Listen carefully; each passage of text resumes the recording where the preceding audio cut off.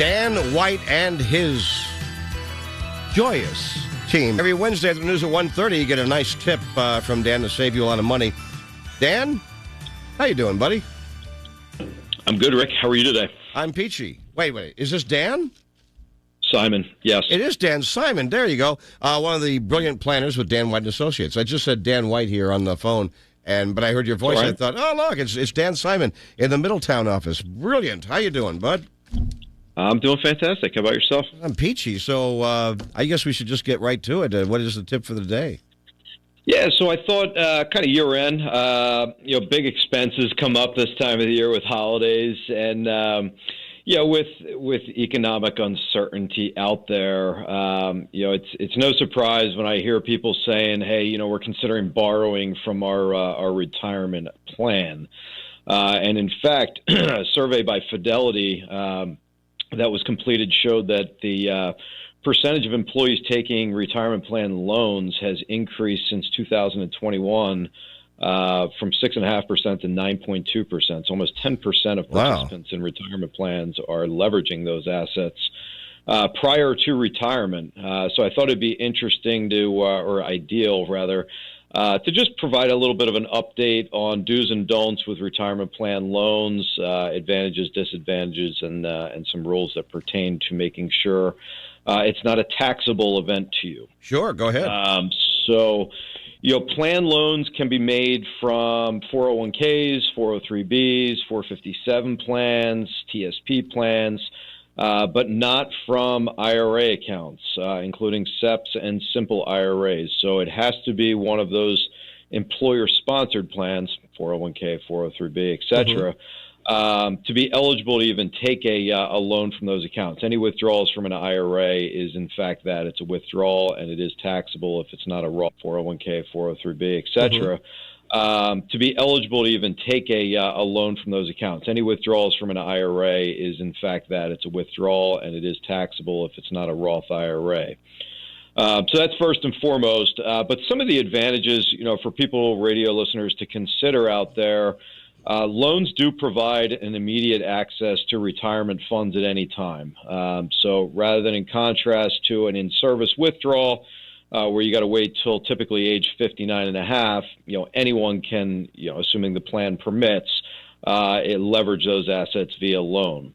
Most plans, again, allow for loans for any reason, not a hardship. Plan loans aren't subject to taxes or penalty as long as all tax code requirements are satisfied, which I'll touch on. That's kind of some important stuff. One of the big things is interest rates. So interest rates have obviously gone up over the last few years. We became very much accustomed to borrowing money on the cheap. But rates have gone up, so when people are borrowing money now, they want to look for the best rates, and plan loans typically do offer a lower rate than a bank or a credit union might charge. And the other benefit is that the loan application process, Rick, is very simple. There's no credit card check.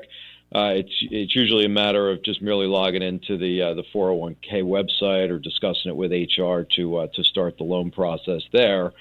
And then the amount borrowed plus interest is paid back to the participant's account, generally over time. So obviously some advantages there, for direct liquidity needs, expenses come up and so forth.